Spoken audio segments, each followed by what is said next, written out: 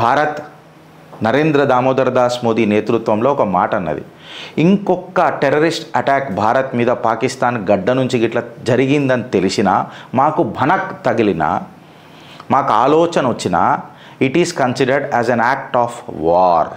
అంటే నువ్వు ఏ చిన్న గోటి వేల్చినాయిడ పాకిస్తాన్కి వచ్చి, చిన్న తుచ్చుపటాక వేల్చినాయిడ, దాన్ని మేము యుద్ధానికి ఆహ్వానం అని అనుకుంటాం, ఆవాహనం చేస్తాం మా శస్త్రాలను అన్నిటినీ అని చెప్పి మోదీ సర్కార్ మొన్ననే ఒక హెచ్చరిక జారీ చేసింది పాకిస్తాన్కి.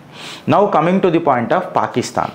అరే ఓ ముల్లా మునీర్గా, నీ సంగతి మాకు తెలియదురా, అసలు నీ కాశ్మీర్ మీద ప్రేమ ఎందుకు ఉంటుందిరా?